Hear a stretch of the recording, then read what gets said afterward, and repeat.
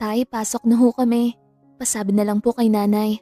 Saka kumuha na po ako ng baon sa benta ng suman. Ubos ba? Opo, abot nga ho kina Tia Lolit sa dulo sa pagtitinda. Sige ho. Ara anak, saglit. Ano ho yun, Tay? Anak, baka naman makasaglit ka mamaya sa Ate Teresa mo bago ka umuwi galing school. Bakit po? Humiram ka muna kahit 2,000. Sabihin mo, babayaran naman agad kapag nakapagtimbang kami ng kopra. Tignan ko ho, Tay. Mahirap po kasi magsabi ngayon at baka mamaya kapos rin po sina ate. Meron sila. Kasasahod lang ng asawa ng ate mo. Balita ko kay Balaing Edwin mismo. Tay, Ara isa, sumunod ka na lamang. Nanlulumong lumakad si Ara palabas ng kanilang munting kubo. Batid niya ang kalagayan ng kanyang ate Teresa at ang totoong pakay ng kanyang ama, kaya nagpapahiram ng pera. Ate, papasok na tayo? Natigilan si Ara sa may pinto at lumingon sa bunsong kapatid. Pilit siyang ngumiti para hindi nito mapansin ang lungkot na kanyang nararamdaman. Oo, Boching, tara na. Ano ate, baling hindi na muna ako pumasok. Ha? Bakit naman? Ate, 20 pesos na lang po ang baon ko tapos bukod sa karampot na kamuting kahoy at tuyo na umagahan natin, wala pa tayong baon para sa pananghalian. Sasama na lang ako sa pag-uling kina Tio Berto o kaya sa paglukad para magkapera. Teka, bakit 20 na lang ang pera mo? Kabibigay lang ni nanay sa'yo, di ba? Sabi ko pagkasyahin mo muna kahit hanggang Biyernes. Ate, humingi kasi si tatay noong isang araw pang-inom. Sagot nito, saka tumango. Parang pupunit ang puso ni Ara habang nakatitig sa kapatid na si Boching. 10 taong gulang pa lang ito, pero mapait na buhay na agad ang sinasapit. Kasalukuyang nakaupo ang bata sa kawayang upuan sa labas ng kanilang kubo. Lalamba-lambayog ang maliliit at maruruming mga paa habang suot ang pares ng tsinelas. Lumunok ng laway si Ara at yumukyok sa harapan ng kapatid. Ganito na lang, sa'yo na lang ang baon kong pera, tapos bumili ka sa kantin ng masarap na pananghalian. Ngumiti ng malawak ang bata. Talaga ate? Pero paano ka? Si ate na ang bahala. Tara na. Linisan ko lang muna ang mga paa mo tapos pumasan ka sa likod ko at maputik ang daan. Yehey! Sumalok si Ara ng isang tabong tubig mula sa imbakan nila at hinugasan ang mga paa ng kapatid. Masayang tumayo si Boching sa upuang kawayan at tumalon sa likuran ni Ara. Huwag malikot ha, baka madumihan ang uniform ko. Apo ate!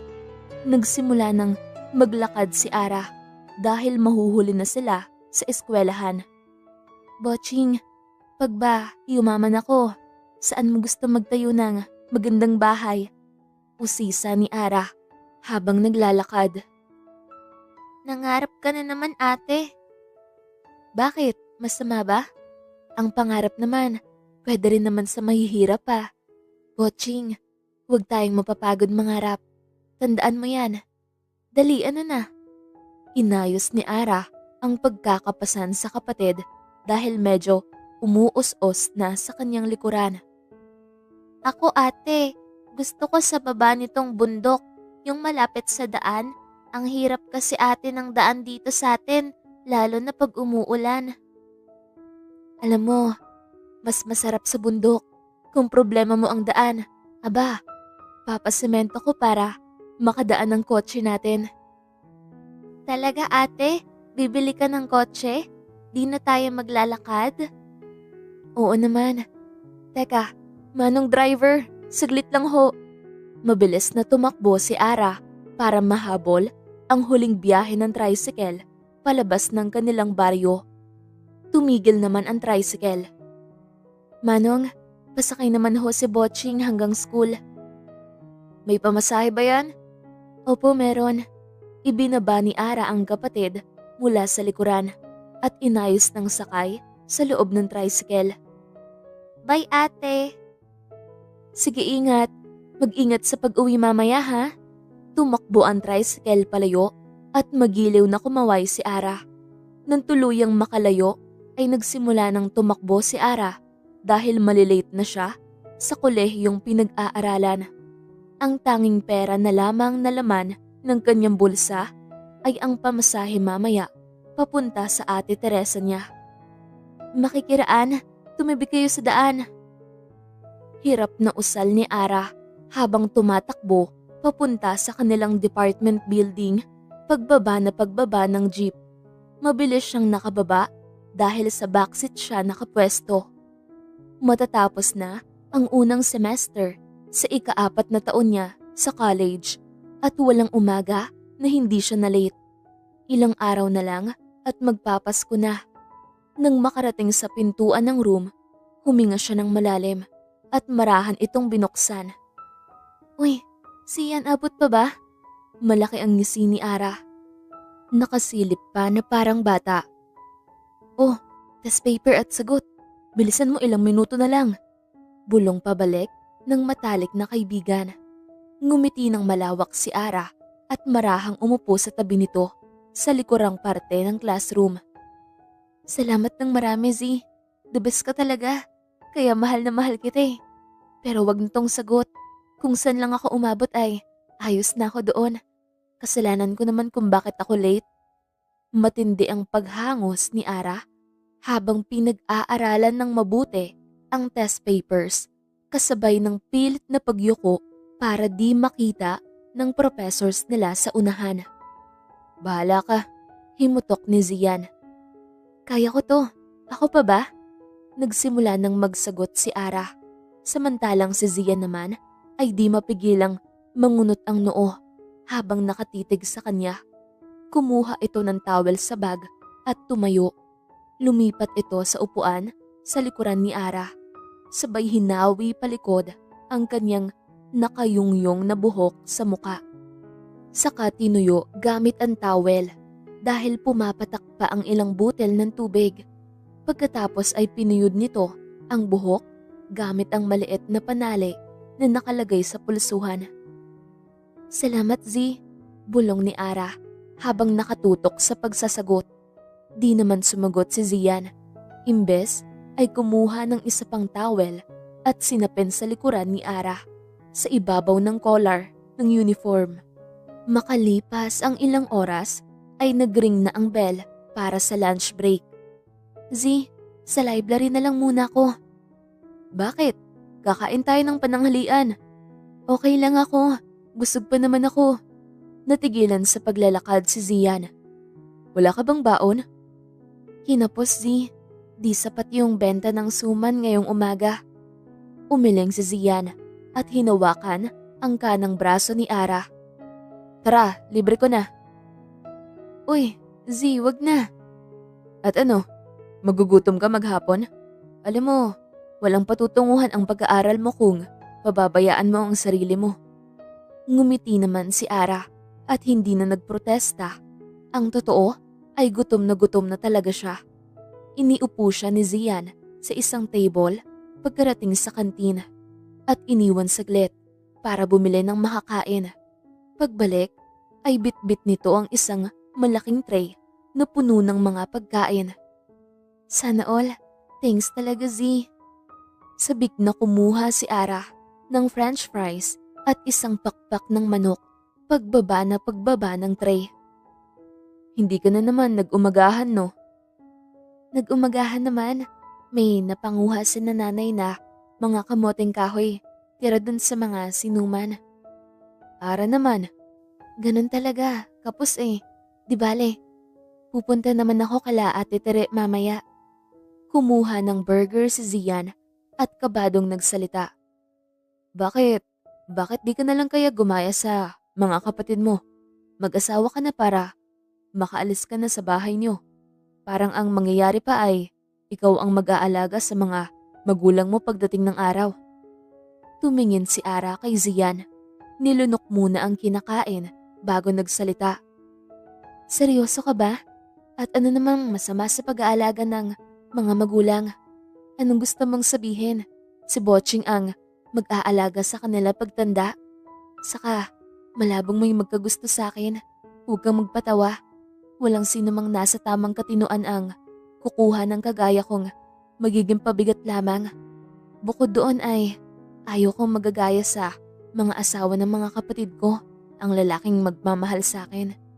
Pero kung mayaman, gwapo, may kotse, may abs, pamatay ang ngiti, why not? Hindi naka-emek si Zian sa mga sinabi ni Ara, pero kita ang lungkot sa mga mata nito. Nga pala Zian, may pera pa ako dito na panggasolina. Pwede bang samahan mo ko kina Ate Tere? Aangkas na lang ako sa motor mo. Sige, huwag ka na magbayad ng panggasolina. Full tank pa naman ako. Pagsapit ng hapon ay sabay na naglakad sina Ara at Zian papunta sa parking lot ng building nila. O ingat, di pinansin ni Ara ang sinabi ni Zian. Mabilis siyang sumakay sa motor. Ito, di makapaghintay. Kumukuha pa ng helmet. Reklamo ni Zian. Ngumisilang si Ara at hinigit pababa ang nakapailalim na pantalon sa suot na palda habang inaayos ang upo. Isinuot ni Zian ang helmet kay Ara. Alam mo Z, swerte ang magiging girlfriend mo. Nakangiting sabi ni Ara dito. Maswerte ka. Sana true. Sige na tara na at baka hinahanap na ako sa bahay. Ngumiti na lamang si Zian, saka pinatakbo ang motor. Malayo-layo rin ang biniyahe nila bago nakarating sa tapat ng isang simpleng bahay. Kumatok si Ara at kabang-kaba na inintay ang kapatid na pagbuksan siya ng pinto. Oh Ara, anong ginagawa mo rito? Tuloy. Bakas ang pagod at puyat sa kanyang ate Teresa pagbukas ng pinto, pero pilit pa rin itong nakangiti sa kanya. Tumangulang naman ito kay Zian bilang pagbati. Ano ate, wag na, di naman ako magtatagal. May ipapatanong lamang si tatay. Napayuko si Ara sa sobrang hiya. Ara, walang-wala rin kami ngayon. Yung sinahod ni Kuya Jerry mo, pinangbayad lamang namin sa mga utang. Magkakano ba? 2,000 raw ate. Magbabayad daw pag nakapagpatimbang ng kopra. Naku, wala talaga Ara. May 500 ako. Kahit 2 araw na pangkain nyo. Aabot na siguro yan sa pagtimbang ng kopra. Paano ka? Meron ka pa ba dyan? Sige na, kunin mo na. Saka kahit meron naman ay di ko papahiramin ng ganong kalaki sa tatay. Mamaya pang iinom lang niya. Alam mo naman pag nakainom si tatay. Tinanggap ni Ara ang 500 at yumakap sa kapatid. Salamat ate. Una na kami. Sige, mag-ingat kayo. Sa Pasko, baka umuwi kami doon at i-celebrate ang birthday ni Joshua. Sige ate. Sabihin ko kay nanay. Matutuwa yon. Sige. Tulog ang mga pamangkin mo kaya di na kita mapapahalik. Mahirap baka magising pa. Pagkasara ng pinto ay agad na nagpakawala ng malalim na hininga si Ara. Diyos ko, kailan pa kaya kami raraos sa hirap? Bulong ni Ara. Lilipas din yan Ara. Sa ngayon, iraos muna natin ang araw-araw. Tara, sabi ni Zian. Saan? Basta, sumakay sila sa motor at nagbiyahe papunta sa baryo ni Zian. Z, ayaw sa akin ng pamilya mo. Anong ginagawa natin dito? Napahigpit ang hawak ni Ara sa uniform ni Zian sa sobrang takot. Relax, hindi tayo sa bahay pupunta. Saan? Basta, di naglaon ay tumigil sa pagmamaneho si Zian. Saka bumaba sa tapat ng bahay ng isa sa mga tiyuhin nito. Anong ginagawa natin dito? Usisa ni Ara habang hinuhubad ang helmet. Ang daming tanong Ara. Pagkahubad ng helmet ay hinawakan ni Zian ang kanyang bewang pababa ng motor. Saka hinigit ang kaliwang kamay palusot sa isang eskinita papunta sa tabing dagat. Parang nag-iinit ng tenga ni Ara sa ginawang ito ni Zian, pero agad na pinigil ang sarili. Hindi tayo sa bahay ng tita mo? Tanong ni Ara para ibaling ang atensyon. Mamaya pa dyan. Malamig at malakas ang simoy ng hangin. Di mapigilan ni Ara na mamangha sa itsura ng dalampasigan palubog ng araw. Napakabanayad ng dagat na tila ba kung pwede lang magpalutang-lutang muna para lang makalimot sa hirap ng buhay. Kahit saglit ay gagawin niya. Ang ganda talaga dito, Z. Mas maganda ka. Nakangiting sagot ni Zian. Tumawa na lamang si Ara at bumitaw sa pagkakahawak ni Zian. Ikaw kanina ka pa. Anong hangin ba ang tinitira mo? Imbes na sumagot ay naglakad si Zian palapit sa tumpukan ng mga mangingisdang katatabi pa lamang ng sasakyang bangka. Sumunod si Ara sa likuran nito. Manong Julio, magandang hapon po. Kamusta ho ang huli? Ay, Sir Zian, okay lang ho. Manong, mamaya pag nagkilo-kilo, ipagtabi mo ako ng 3 ha? Ngumisi ang mangingisda. Naku, nililigawan mo na po si Ma'am Ara? Sa wakas. Hala issue si Manong Julio. Naaawa na naman ho yan.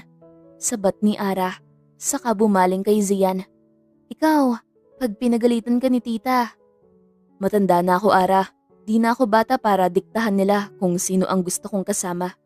Halika na. Manong Julio, balik na lang ho kami mamaya. Hinawakan na ulit ni Zian ang braso niya at inakbay papunta sa bahay ng tita nito. Zian!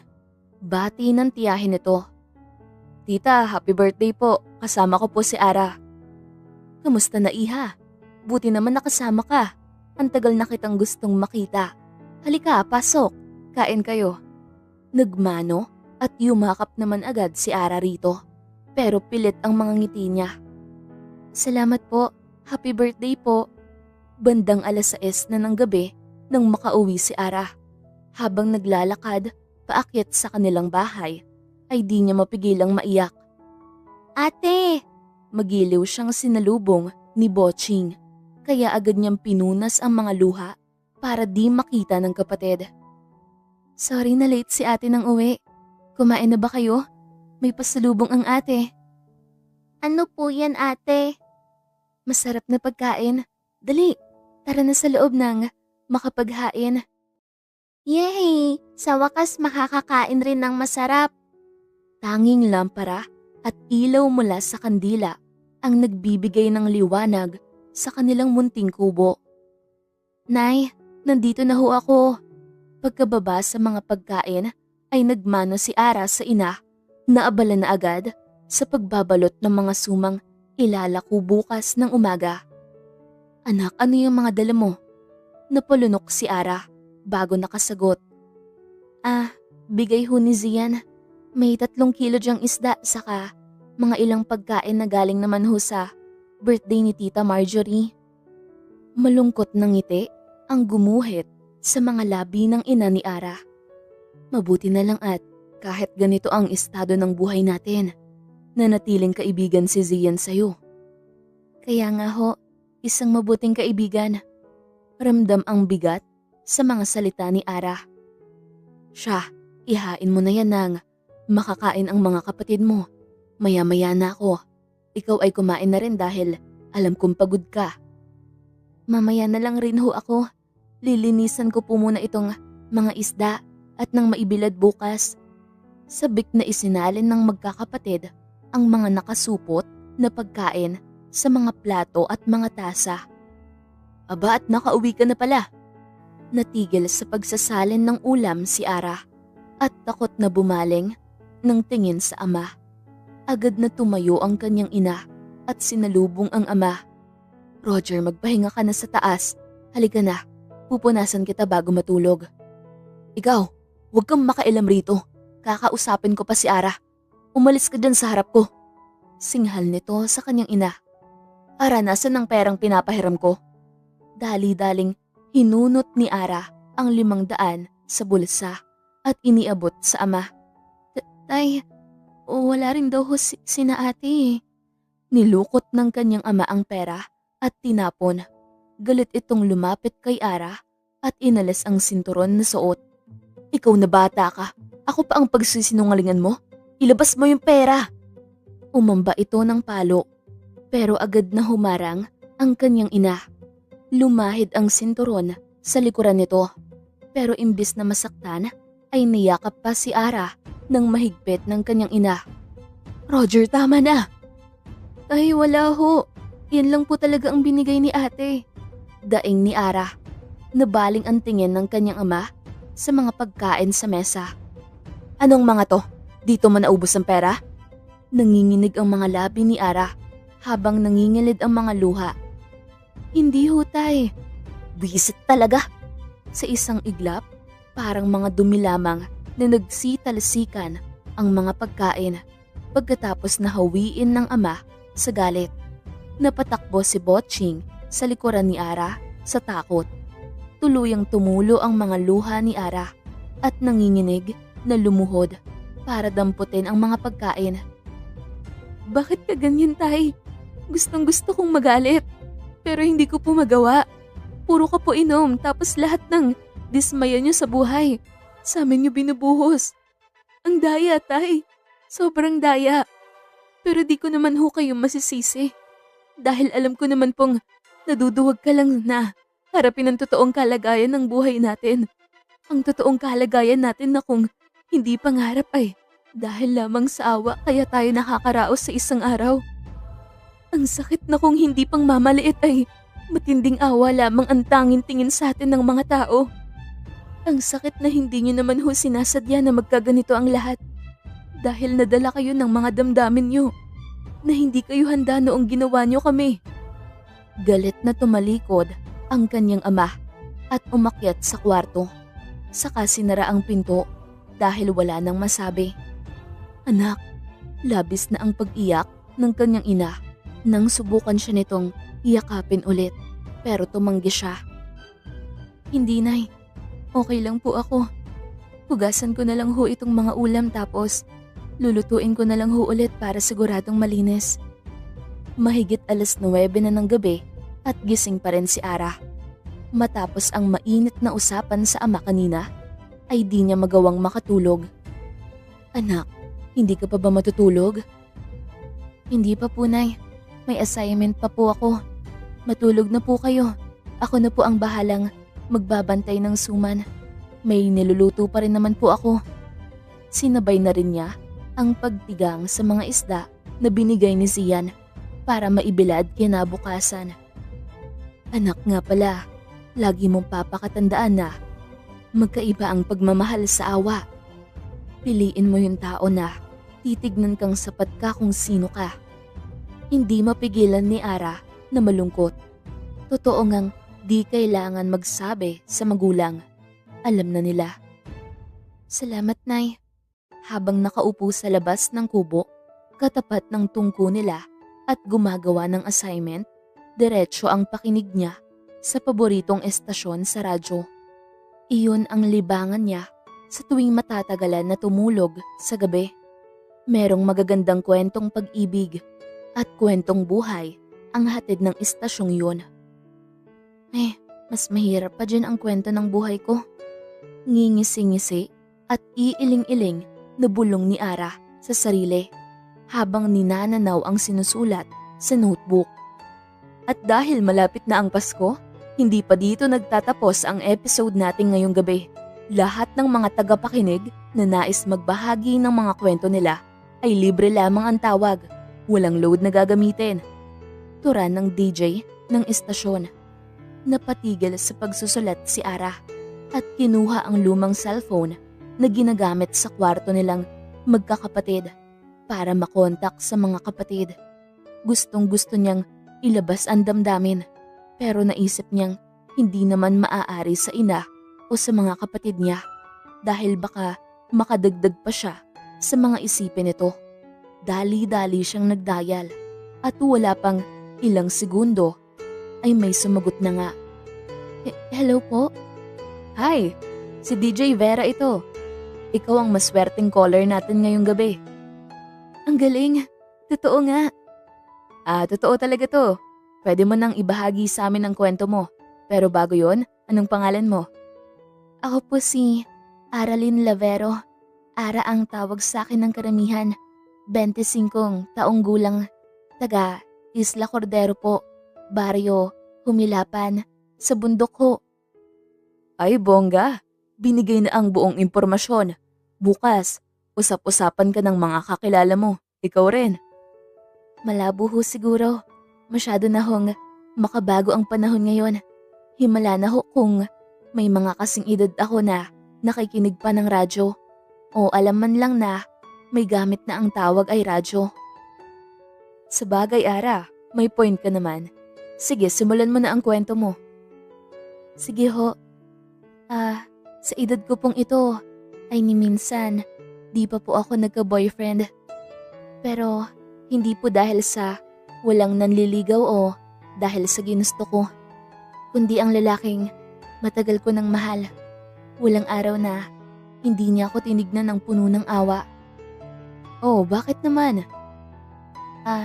Si Z po. Best friend ko siya mula pagkabata. May kaya ang pamilya nila kumpara sa amin na talagang sobrang hirap. Ni kuryente ay wala po kami. Ito nga hong cellphone na gamit ko ay cellphone lang po na di keypad na ginagamit namin para makontak sa mga kapatid sa luwasan. Ayun na nga ho, kahit mahirap pa kami sa mahirap, tinuring niya ako ng maayos. Inaalagaan, pinagsisilbihan, binibigay ang mga bagay-bagay kahit di ko hingin. Kaya nga sobrang bait niya sa akin.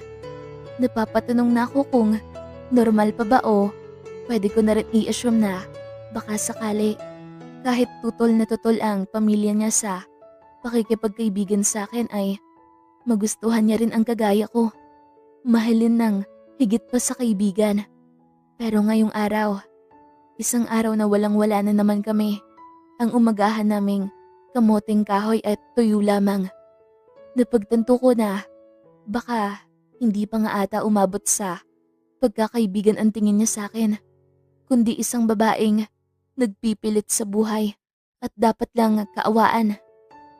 Binigyan niya ako ng 3 kilo na isda at ilang supot na pagkain mula sa birthday ng kanyang tiyahin. Para akong pinupunit habang nakatingin siya sa akin.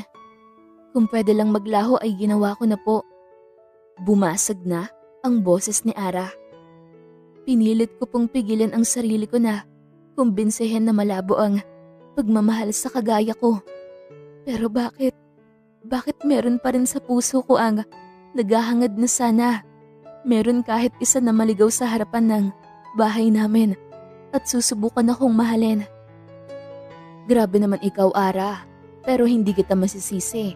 Mahirap talaga ang lahat para sa mahihirap. Gusto kitang yakapin kung pwede lang eh. Ganito, sikapin mo makatapos. Hahanap ako ng pwedeng sumuporta sa'yo sa abot ng makakaya ko. At pag nakapagtapos ka na, hahanap tayo ng mapagtatrabahuan mo. Okay ba? Ano ba ang pangarap mo? Bukod ho sa maiahon ang pamilya ko sa kahirapan, gusto ko ho mabigyan ng kuryente ang baryo ko po. Kahit bumabagyo po ay di mamamatay ang mga ilaw. Maganda yan. Maganda yan, Ara.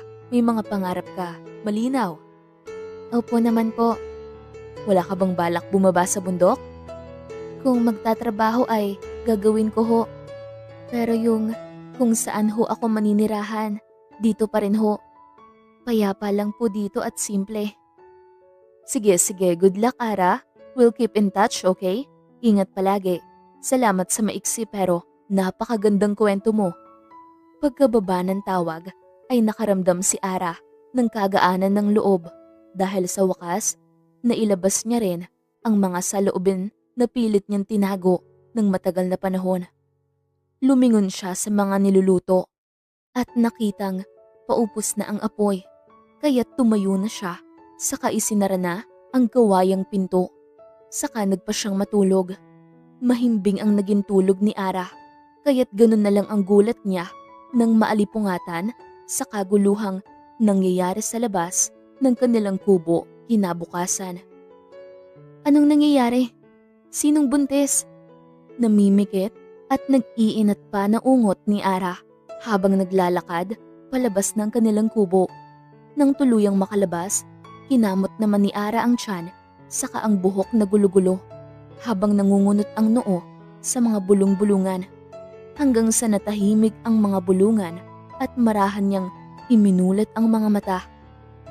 "Will you marry me, Aralyn Lavero?" Sa harapan niya ay nakatayo ang isang napakagwapong lalaki. Sobrang lapit nito sa kanyang muka, kaya ganun na lang ang takot niya na baka naaamoy nito ang morning breath niya. Matangkad, asul na asul ang mga mata nito, kulay abo ang makapal na buhok, matangos ang ilong at napakaganda ng mga labi. Maninipis lamang. May nunal ito sa gilid ng kaliwang bahagi ng ilong. Pero ang di niya mawari ay ang titig nito sa kanya na sa kauna-unahang pagkakataon ay walang bahid ng awa, kundi pagkahalina na tila ba gustong-gusto siya nito. Ano? Utal-utal na tanong ni Ara habang napaatras para matignan itong lalaki sa muka. Kinisot-kisot at ikinurap-kurap pa ni Ara ang mga mata para siguraduhing gising siya at di nananaginip. Sa hilatsa ng lalaki ay malabong taga rito lamang sa kalapit na baryo nila. Mukhang mamahalin. Saglit niyang inalis ang tingin sa lalaki at sinipat ang mga nakapaligid. Kasalukuyang nakatingin si Botching, ang kanyang ina, at ang sangkapit bahayan nila na mas dumarami pa ang bilang para makiusosyo. Pagtapos sipatin ang tingin ng mga nakapalibot, ay ibinalik na niya ang tingin sa lalaki. "Ano ngang tinatanong mo?" "I'm asking you, will you marry me?" Ulit nito. "Ano? Ako? Papakasalan kita? Bakit? Paano? Kilala mo ba ako?" "Hindi." "Oh, bakit mo ko papakasalan? Sira ulo ka ba? Huwag kang magbiro at kakagising ko lang." "Hindi ako nagbibiro." Turan nito at humakbang pa ng mas malapit. "Nang marinig ko ang kwento mo kagabi kay DJ Vera, buong gabi ang inubos ko. Mahanap lamang ang lugar niyo." Nanlaki ang mga mata ni Ara at dali-daling bumalik sa loob ng bahay. Pagkabalik, may hawak na siyang tabak. Nagsisinghapan ang mga nakapalibot at mabilis na tumakbo papalapit sa kanya ang ina para pigilan siya. "Hoy, taga-bundok kami. Alam ko ang salitang scam. Pasensya na pero nagsayang ka ng maraming oras dahil wala kang mapapala sa amin." Gigil na sabi ni Ara. Pero kahit ganon ay di man natinag iyong lalaki at nanatili lamang ang tingin nito sa kanya. Umiling pa ito bago nagsalita. "Ano ba ang pwede kong gawin para patunayan na malinis ang intensyon ko sa pagpunta rito? Na ang tanging pakay ko lamang ay masiguradong maging asawa ka dahil ayaw ko mapunta ka pa sa iba." Halos mangisay sa talian ang mga taong nakasaksi sa mga nangyayari. "Diyos ko, may isang kababayan na naman ang makakaahon sa laylayan," komento ng isa, dahilan para mas magkaingay. "Please, sa tingin ko ay mas mabuting pag-usapan natin ito ng maayos at mahinahon. Tayo lamang. May dala akong mga papel at mga ID, kahit mga patunay na malinis ang record ko." Pagsusumamo nito. "Ara, huwag kang gumawa ng eksena dyan sa labas. Mag-usap kayo ng maayos at daanin mo sa paraang may pinag-aralan." Sabat ng kanyang ama mula sa likuran. Lumagpas ang kanyang ama kasama ang iba pang mga kalalakihan na nagkokopra na nag-iwan ng malaman na tingin. Unti-unting bumaba ang kamay ni Ara at kumalma. "Bakit? At bakit ako?" "Alam ko lang na ikaw na. Alam ko, nakakagulat ang lahat ng ito. Mali na binigla kita, pero walang ibang paraan. Sabi mo, wala kang cellphone. Wala ka rin namang social media, kaya pinuntahan na kita. Ayoko ngang magpalipas pa ng isang araw. Sa tagal kong tagapakinig ni DJ Vera ay hindi ko akalain na may nakikinig pa rin pala sa radyo na hindi matatanda maliban sa akin. Nakatadhana na marinig kita kagabi dahil matagal ko nang iniintay ang pagkakataong ito. Huminga ng malalim si Ara at saglit pang nakipagtitigan na rito. Hirap na hirap siyang iproseso ang mga nangyayari. Ate, sige na. Mabait siyang tao at magara ang kotse niya. Sabat ni Boching, dahilan para mapansin ni Ara ang magarang sasakyan na nakaparada nga naman sa harapan ng bahay nila. Ibinaling pabalik ni Ara ang tingin sa kapatid.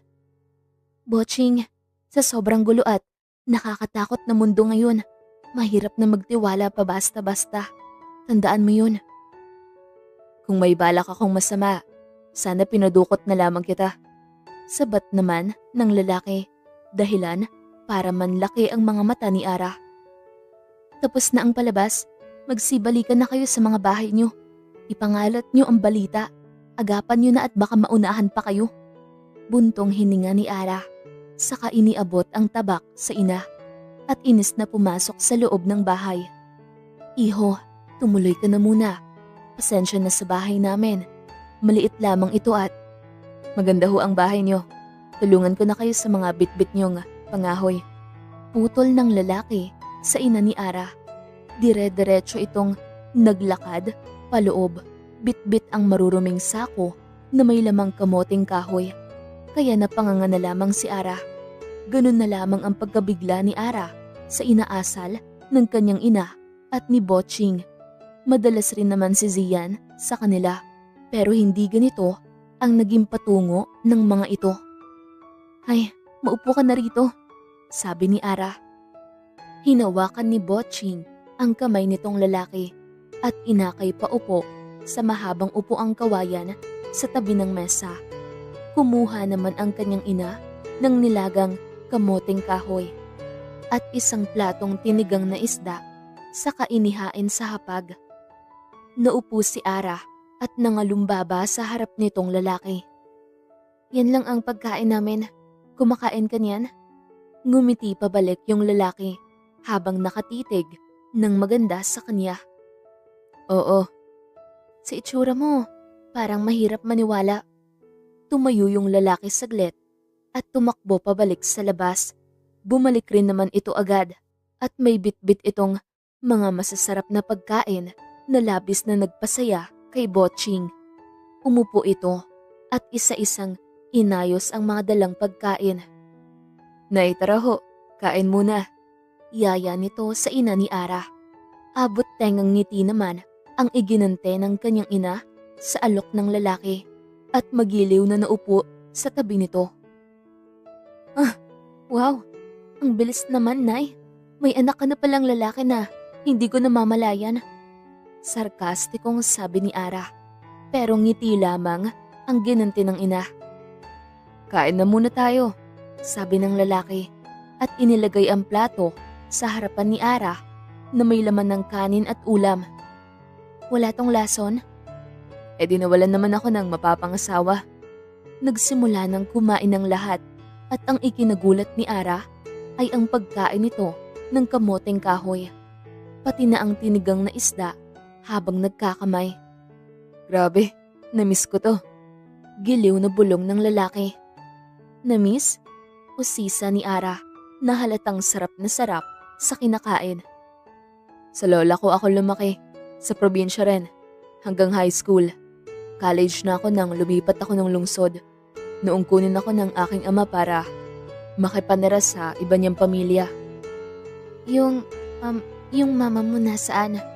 Biglang hinahon ng boses ni Ara. Si mama wala na. Nawala siya noong ipinanganak ako. Napalunok si Ara at tumigil sa pagkain. Sorry. Wala yun. Ano nga pala ang pangalan mo? Papakasalan mo na ba ako? Kasi naman, di pwedeng alamin muna ang pangalan mo? Kung hindi ka magiging parte ng buhay ko, mas mabuting wag mo na lang alamin. Ay, hindi naman patas yun. Alam mo ang pangalan ko. Gusto kitang maging parte ng buhay ko, kaya sa tingin ko ay ayos lamang yun. At ibinigay mo naman ng kusa sa radyo. Ay, imposible ka. Malaki ang kumpanya namin at mas makakabuting iilan lang ang may alam ng totoong pagkatao ko. Kung talagang di mo tatanggapin ang alok ko, hayaan mo na lang akong bigyan ng kuryente ang buong baryo nyo. Nanlaki ng sobra ang mga mata ni Ara. Halos tumayo na sa pagkakaupo. Anong sinabi mo? Saka wala kaming ibabayad. Ngumiti yung lalaki. Sa pagkakataong ito ay nagsalin ito ng tubig sa baso at inilagay sa tabi ng plato niya. Libre lang. Isa akong electrical engineer at meron kaming project na every year. Hahanap kami ng mga baryo na papailawin ng libre bilang serbisyo namin sa mga tao. Nanginginig ang mga kamay ni Ara at muling naupo dahil nabalot ng matinding hiya. Tinapos lamang niya ang pagkain. Papasok na ako.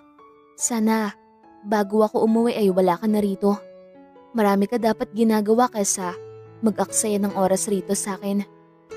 Kung tuloy talaga ang proyekto mo, samahan na lamang kita, kinakapitan sa barangay. Halika na, Botching. Malilate na tayo. Bakas ang lungkot sa boses ni Ara. Pero matapos na makapaligo at makapag-uniform, ay laking gulat ni Ara nang kunin nito ang bag niya at yung kay Botching. Teka, anong ginagawa? Gulong-gulong sabi ni Ara. Nay, mauna na ho kami. Mamaya na lang po ulit. Sabi nitong lalaki, saka nagmano sa ina ni Ara at naglakad papunta sa kotse. Si Botching naman ay sabik na tumakbo at naglakad kasunod ng lalaki. Nang maiwan sa loob si Ara kasama ang ina, ay agad niya itong kinausap. Nay, ano yun? Binibenta niyo na ako? Dahil sa mayaman siya? Natawa ang kanyang ina at hinawakan siya sa balikat. Anak, magaan ang loob ko sa kanya. Mas magaan pa kaysa kay Zian. Alam ko, kakakilala lang natin sa kanya. Pero iba, sana pag-isipan mo ng maigi. Hayaan mo ang sarili mo na makaranas ng ibang bagay bukod sa awa. Baon nga pala. Kita namin yan nung lalaki. Sinamahan niya ako sa pagtinda ng suman. Sarap pa kasi ng tulog mo. Di ka na niya pinagising. Tulalang naglakad, palabas si Ara ng kanilang kubo at saglit siyang natigilan sa bukana.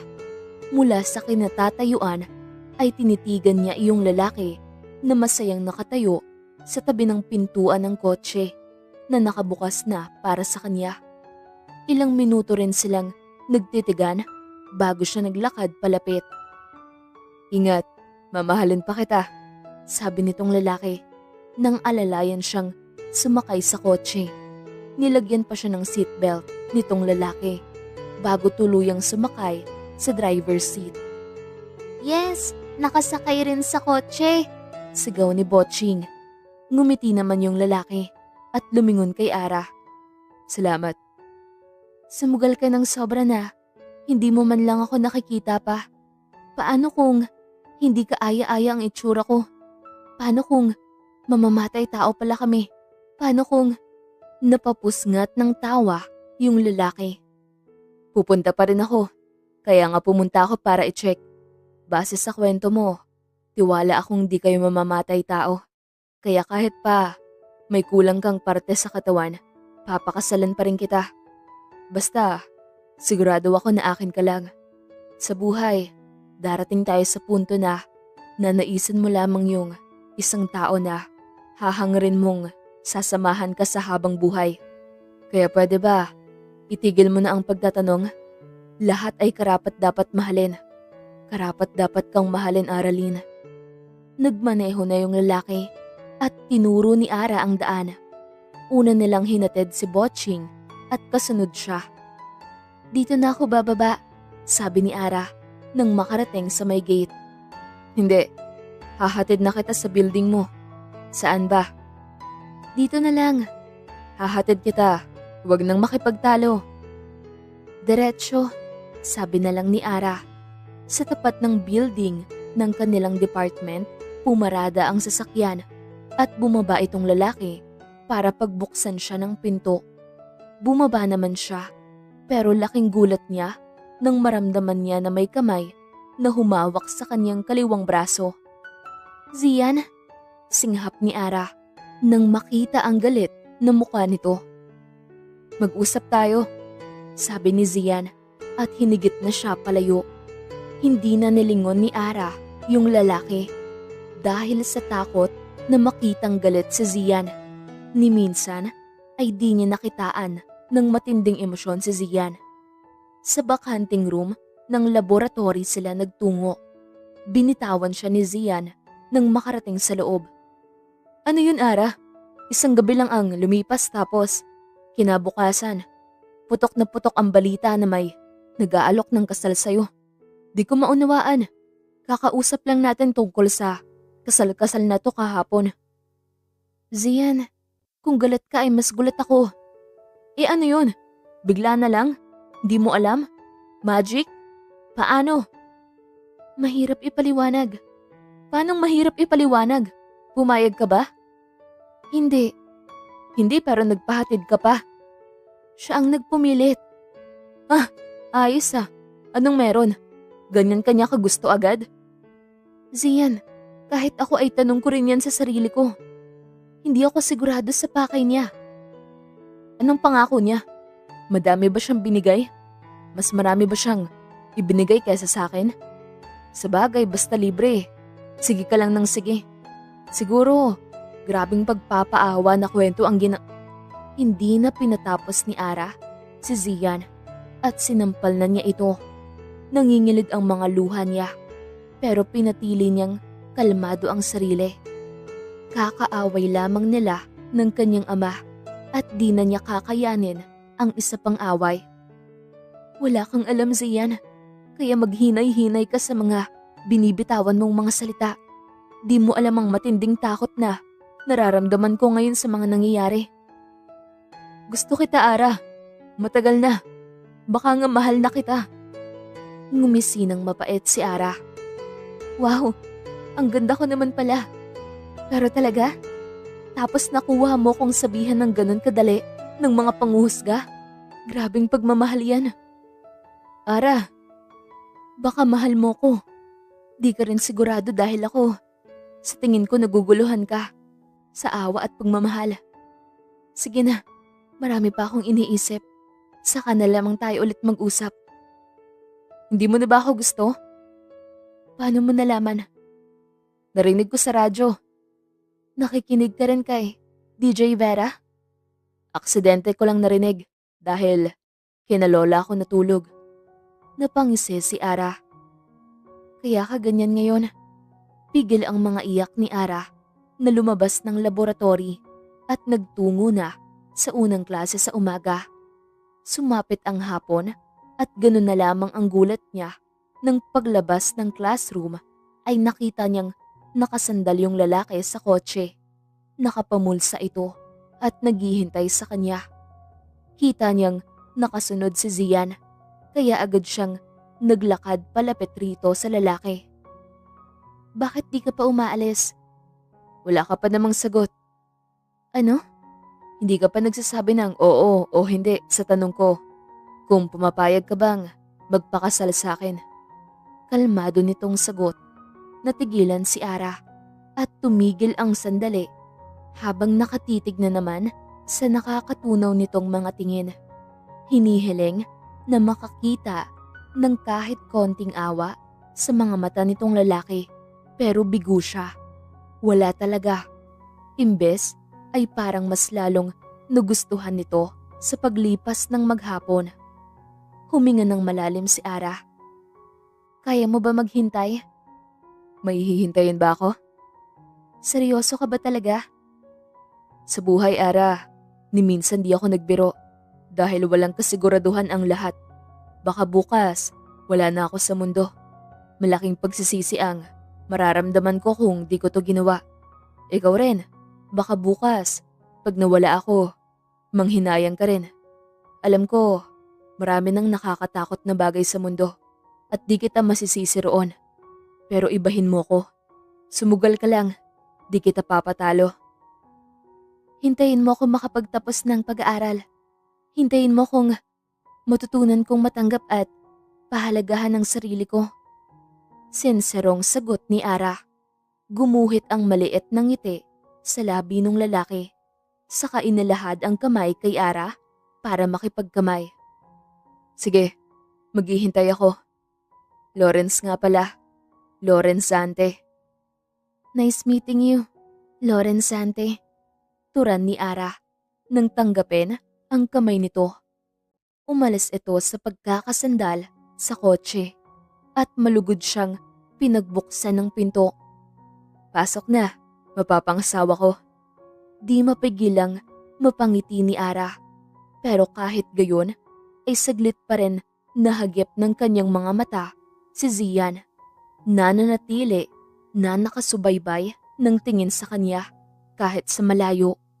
Hindi sila dumiretso ng pag-uwi, kundi ay sa palengke sila nagtungo. Hala, anong ginagawa natin dito? Gulat na tanong ni Ara.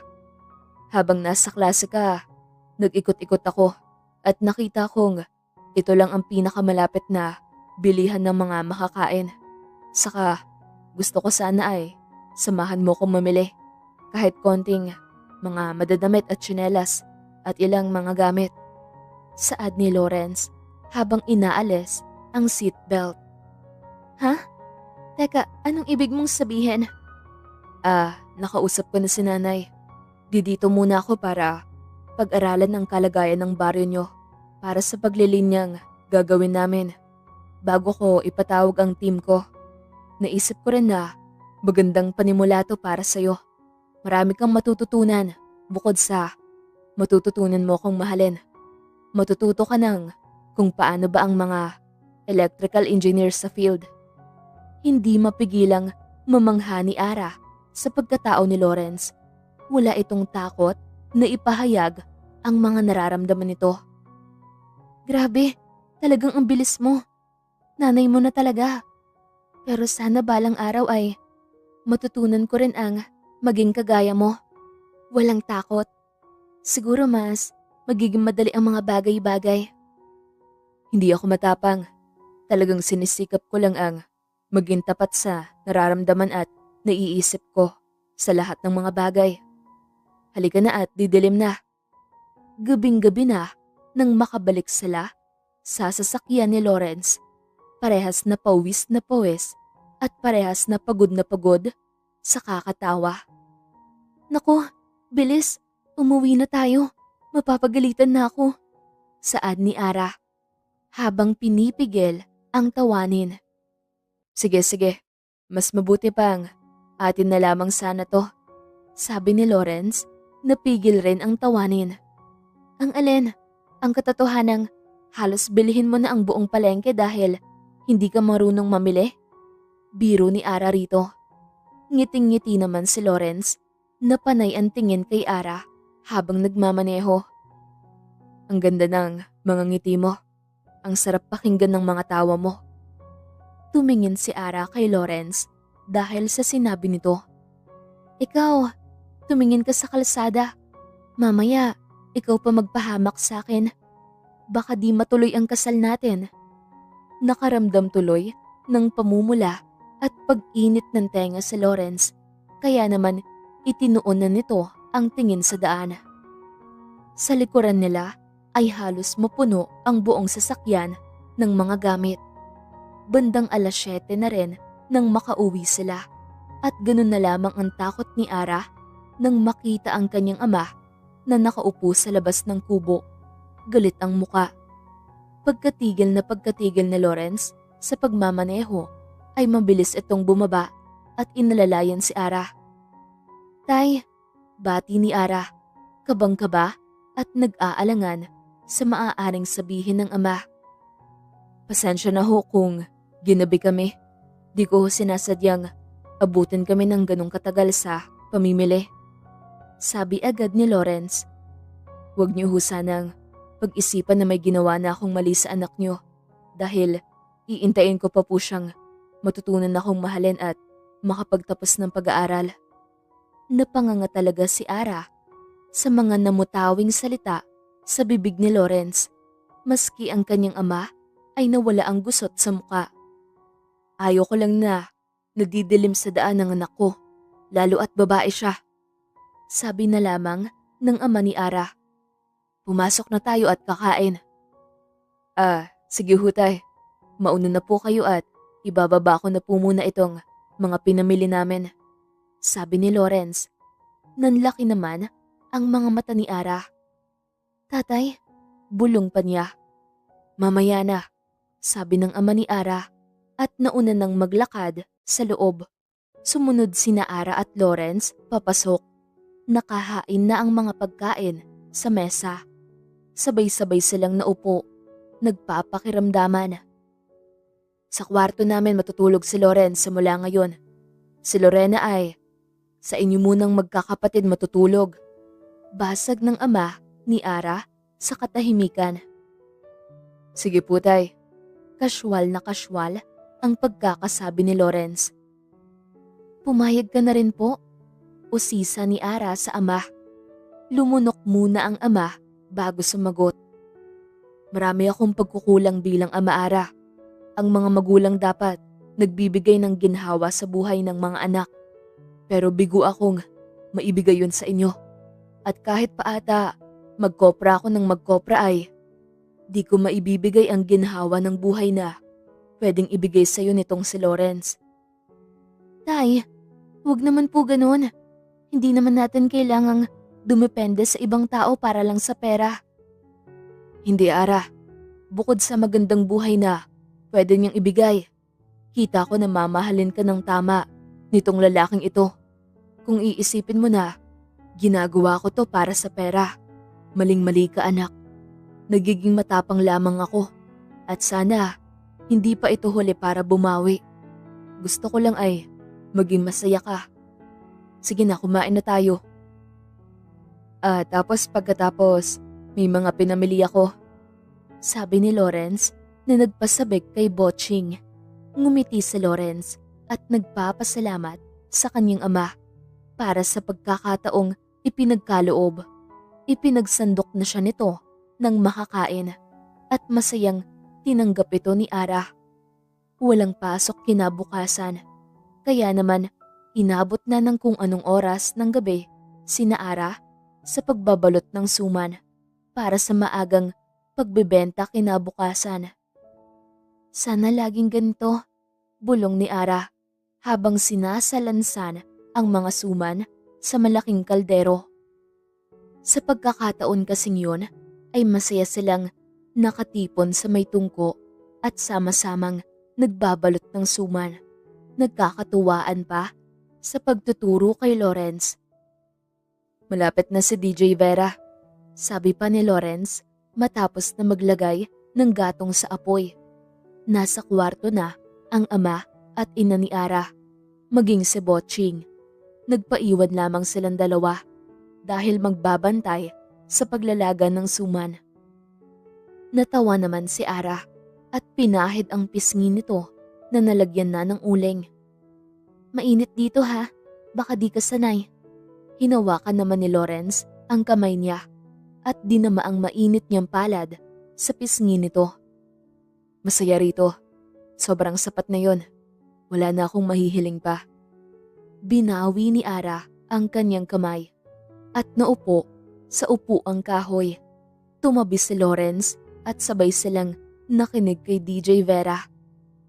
Kinabukasan ay maagang nagising si Ara para magtinda ng suman. Pero ang di niya inaasahan ay gising na rin si Lawrence at tumutulong na sa pagsisibak ng kahoy. Nay, magandang umaga ho. Ang aga naman ho ni na tatay. Nakahanda na po ba ang suman? Tanong ni Ara sa ina. Pero ang mga mata ay nakatutok kay Lawrence. Kanina pa, mukhang di na nga ata nakatulog yung isa dahil sa tatay mo. Si tatay talaga. Tara na pong magtinda at baka tanghaliin tayo ng paglalabas sa ilog. Sabi ni Ara habang inaayos ang buhok. Anak, naisip ko, pasama ka na lang muna kay Lawrence. Ako ay mag-uunan na sa ilog. Ano sa tingin mo? Naningkit ang mga mata ni Ara. Kayo nay ha? Anak, sige na. Ngisin nito. Lawrence, halika na. Magtitinda si Ara. Nay, wag muna ho kayo sobrang umasa ha. Pwede pa pong magbago ang isip niyan. Naku, hindi na magbabago ang isip ko. Sabay na napatingin si Ara at ang kanyang ina sa biglang pagsabat ni Lawrence na tagaktak na ang pawis sa muka, maging sa buong katawan nito. Naku, basang-basa ka na ng pawis. Baka magkasakit ka. Teka lang, malamig pa naman dito pag umaga. Aligagang sabi ni Ara. Nagmamadali siyang tumakbo sa kwarto at kumuha ng towel. Paglabas ay pinunasan niya ang pawis nito sa muka. Walang awat ang mga ngiti ni Lawrence dahil sa ginagawa ni Ara. I can't wait to marry you, sabi ni Lawrence. Dahilan para mapangiti ng sobra ang ina ni Ara. Pilit namang itinago ni Ara ang kilig at mabilis na nagtago sa likuran nito para sa pinan. Yan, tara na, magbenta na tayo, sabi na lamang ni Ara at dali-daling dinampot ang 4 na basket na may lamang mga suman. Ganon din ang ginawa ni Lawrence at sumunod kay Ara. Malamig ang simoy ng hangin habang binabagtas nila ang daan sa mga kabahayan na di pa nagtatagal sa pagkakabukas ng mga lampara. Suman po, malambing na tawag ni Ara. Suman po, gaya naman ni Lawrence at sa pagkakataong iyon ay parang inipon ang mga kababaihan at pusong babae, mapabata man o matanda, para bumili. Ayos to ah, bulong ni Ara nang saglit silang tumabi sa isang bahay para mabigyan ang mga to. Hindi na nila nabigyan ang iba dahil ubos na agad. Uwian na? Tanong ni Lawrence nang iabot ang huling suman. Oo, wala na eh. Naku, alam ko na kung bakit ikaw ang ipinapasama ni nanay. Nagtawanan na naman silang dalawa at naglakad na pabalik. Nang makabalik sa bahay kubo, nakahanda na ng pagkain. Pero wala ng tao. Ah, tayo lamang.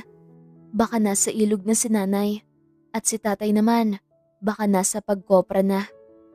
Ramdam ang kaba at pag-aalangan sa boses ni Ara nang ibaba ang mga basket. Hinawakan ni Lawrence ang kanyang balikat at humarap sa kanya. Relax, hindi ka dapat kabahan sa akin. You are safe with me. Ngumiti si Ara. Salamat. Pero ibang usapan na pagkasal na tayo. Dagdag nito na agad na pumawi sa ngiti ni Ara. Biro lang. Muli ay pinagsandok siya nang makakain ni Lawrence at masaya silang nagsalo habang nagkukwentuhan ng kung ano-ano. Kung ano-ano ring mga babala ang binigay ni Ara rito pag dumating sila sa ilog. Okay, ready ka na? Natatawang sabi ni Ara nang itali ang pinto ng kanilang kubo. Tumangulang naman si Lawrence na dala ang mga labahin. Pwede pang umatras, biro ni Ara, nang iangat naman sa ulo ang palanggana na may laman ng mga pamukpok, pisnet at kuskusan. Malabo, dito lang ako, hinding-hindi na kita papakawalan, sabi nito. Ngumiti si Ara at binawi ang tingin rito. Tara, baka matanghalian tayo. Pagtapos na maglaba, maligo na tayo. Nang diretso na tayo sa barangay hall. Mahaba-haba ang naging lakad nila papunta sa ilog. At malayo pa nga lang ay dinig na nila ang maingay na kwentuhan at tawanan na humahalo sa banayad na tunog ng agos ng tubig. At di naglaon ay parang artistang dinumog si Lawrence ng mga taga roon. Higit doon, higit dito, kung saan-saan na nga ito nahahawakan. Sorry po, maglalaba po muna kami ni Ara. Libre niyo naman ho akong tignan sa pwesto namin. Sige po, salamat po sa pag-unawa. Pakiusap ni Lawrence. Ay iba, panalo. Kilig na komento ng isang pusong babae. Sige na nga, Magiging happy na lang kami for you, girl. Deserve mo naman. Nang makapunta sa pwesto kung saan naglalaba ang nanay ni Ara at si Botching naman na abala sa paglalaro sa ilog, maingat na naupo ang dalawa sa dalawang magkatabi na malaking bato. Yun bang saya na suot ng mga naglalaba? Required sa lahat ng mga babae? Usisa ni Lawrence habang tinatanggap ang mga puting damit na hinihiwalay ni Ara. Ha? Ano? Hindi. Akala ko kasi magaganon ka rin. Hihiling sana ako na wag na. May mga lalaki sa bandang ibaba. Mahirap na. Hindi naman ako nagaganyan simula una dahil di ako komportable. Pagsisigurado ni Ara. Ngumiti ng maganda si Lawrence habang giliw na giliw ang titig kay Ara. Napakaganda mo, Aralyn. Kung maaari sana, kung dumating ang araw na tanggapin mo ang alok ko, sana sa akin mo lang ialay ang karapatan na makita ang iyong katawan. Dahil mapapangako kong ang akin ay sa iyo rin lamang. Nag-uumapaw ang nararamdaman ni Ara. Di na maipit ang mga ngiti. Ay ano? Di maglalaba ang mga damit ng kanila? Pabirong sabat ng ina ni Ara. Opo, Nay. Halos mabilaukan pa si Ara. Kinuha ni Ara ang pamukpok at pinukpok ng malala yung mga damit para isantabi ang kilite sa sikmura ng kanyang nararamdaman. Ang ganda ng ilog. Ang ganda ng tubig. Nagsimula na silang maglaba at laking gulat ni Ara nang marunong ito maglaba.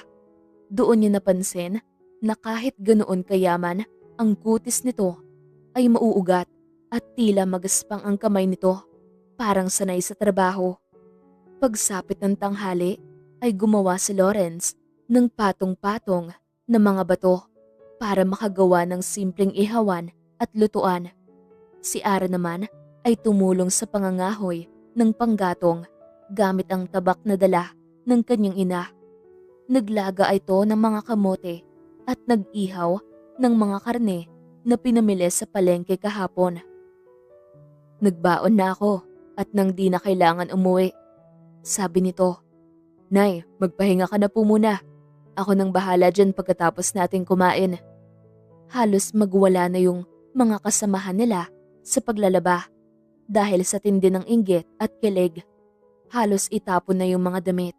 May isa pang humiga sa ilog at nagpapanggap na nalulunod kahit sobrang babaw lang naman ng tubig. Nang makaluto ay nanguha ng dahon ng saging si Lawrence at sa ilalim ng malaking puno sa tabi ng ilog ay masaya silang nagsalo-salo sa pagkain. Sobrang saya lamang ng bawat sandali habang patuloy lamang na magkatitigan si Ara at si Lawrence. Nang matapos ang pagkain ay nagpatuloy ang lahat sa paglalaba at pagkatapos naligo naman sila. Parang mga batang naglaro sina Lawrence at Ara kasama si Botching at ilang mga kabataan. May isang bata ang kumanta kaya nagsikantahan na ang lahat. Sumabay si Lawrence na maganda pala ang boses. May I have this dance? Saglit na tumigil sa pagkanta si Lawrence at inilahad ang isang kamay para alukin ng sayaw si Ara. You may, sabi ni Ara at tinanggap ang kamay nito. Pumalibot ang mga bata at nagpatuloy sa pagkanta habang pumapalakpak sa tono ng kanta. Madilim-dilim na rin nang makauwi sina Ara at Lawrence dahil nagdiretso na silang magbanlaw sa malapit na poso. Puno ng tawanan ang daan nila pauwi. Pero ang masayang tawanan ay agad na napalitan ng matinding katahimikan nang madatnan nila ang isang lalaking may edad na at nakapustura ng mamahaling suit. Pa? Sambit ni Lawrence na mababakas ang matinding takot na boses. Itinapon nito ang hinihit-hit na sigarilyo at namulsa. Mag-usap tayo, Lawrence. Mauna ka na, Ara, sa loob. Pakiusap ni Lawrence. Tumango na lamang si Ara bilang pagpayag at madaling nagtungo sa kanilang kubo. Nay, bakit hindi niyo ho pinatuloy? Tanong ni Ara sa ina habang binababa ang palanggana. Ayaw anak, ramdam naman ang lungkot sa boses ng ina. Anak, dito ka na muna ha. Pupuntahan ko ang tatay mo. Hindi pwedeng maabutan niya to. Mahirap na. Halika Botching, samahan mo ko. Nagsuklay lamang ng buhok si Ara at nagpalit ng maayos na damit bago naglaman ng tubig sa pitsil para maialok man lang sa ama ni Lawrence. Tapos na ba ang kalokohan mo? Umuwi ka na. Mga katagang nagpatigil kay Ara sa paglalakad at pinagpasyahang umupo na lamang sa likuran ng sasakyan ni Lawrence. Sa unahan nag-uusap ang mag-ama. Pa, ano ba ang gusto mo sa akin? Ang gusto ko ay umuwi ka na at tapusin mo ang kalokohan mo. Dito ba ang pinagmamalaki mong babaeng mamahalin mo at mamahalin ka ng totoo? Itigil mo na agad ang pag-iilusyon mo. Sakim ka Lawrence, kaya walang kahit na sino ang tatagal sa'yo. Iiwan ka rin ng mga yan. Sa tingin mo ba, kung wala kang pera, ituturing ka nila ng maayos? Huwag kang mangarap. Sige na, magpaalam ka na lamang ng maayos. Sumunod ka na pabalik. Kung ang paghahangad ng pagmamahal ay kasakiman, dito na lang ho ako. Kahit papaano ay baka malimusan ako rito kaysa sa inyo na sarili kong ama. Manang-mana ka sa ina mo. Bumukas ang pinto ng kotse at mabilis na tumakbo si Ara palayo. Iniwan niya ang pitsil sa tabi ng tungko at nagtatakbo sa kung saan nagtungo ang ina. Ara, anong... Di na natapos ng ina ang sasabihin nang sumunggab ng yakap si Ara dito. Nay, anong problema? Hindi ako pwede kay Lawrence. Maling naghangad at umasa pa ako. Imbes na malungkot ang kanyang ina, tumawa ito at hinagod ang kanyang likod. Nay, bakit ka tumatawa? Bumitaw ng yakap ang ina at pinahid ang kanyang mga luha. Ayaw na ba niya? Po? Ayaw na ba ni Lawrence? Hindi ko po alam. Anak, hanggat di umaayaw si Lawrence, huwag ka rin umayaw. Sa pagkakataong ito, ay gusto ko na maging tapat ka sa sarili mo. Masaya ka anak kay Lawrence. Huwag mo na ngang itatanggi dahil kitang-kita ko. Nay, masaya po talaga ako kay Lawrence. Oh, yun naman pala anak. Hindi mo kasalanan na mahirap ka. Pero hindi ibig sabihin nun ay mahirap ka habang buhay. Matalino ka at masipag ka. Kamahal-mahal ka at karapatan mong mahalin at magmahal. Lumaban ka para sa kasiyahan mo at ilalaban ka rin namin anak. Pwedeng-pwede mo kami iiwan kagaya ng mga kapatid mo. Pero hindi anak. Kaya ang makita kang masaya balang araw sa tamang tao, tagumpay na namin yun. Nay, salamat po. Sige na, puntahan mo na si Lawrence. Dali-daling nagtatakbo si Ara pabalik sa kanilang kubo at agad na gumuhit ang matamis ng ngiti sa mga labi niya. Nang magtama ang mga tingin nila ni Lawrence, nakaupo ito sa kawayang upuan sa labas ng kubo ng mga sandaling yon. Kala ko aalis ka na, humahangos na sabi ni Ara. Ngumiti si Lawrence at tumayo sa pagkakaupo. Grabe ang dagungdong ng dibdib ni Ara habang naglalakad ng marahan palapit sa kanya si Lawrence. Tumigil si Lawrence. Ilang sentimetro na lamang ang layo sa kanya at namulsa. Sumugal na ako ng todo. Wala sa sariling tumingkayad si Ara at niyakap ito. Hindi kita ipapatalo. Marahang hinapit ni Lawrence ang bewang ni Ara para iangat at mayakap ng magkapantay sila. Salamat na naisipan mong magkwento noong gabing yun. Salamat rin at naisipan mo akong hanapin. Bulong ni Ara pabalik. Tuturing niyo pa rin ba ako na maayos kung wala na akong pera? Tinuring mo kami ng maayos kahit wala kami ng kahit ano. Anong karapatan naming ipagdamot ang bagay na Ibinigay mo sa amin ng buong buo. Ibinaba ni Lawrence si Ara. Salamat. Anong plano mo ngayon? Magsisimula sana ako ng bagong kumpanya.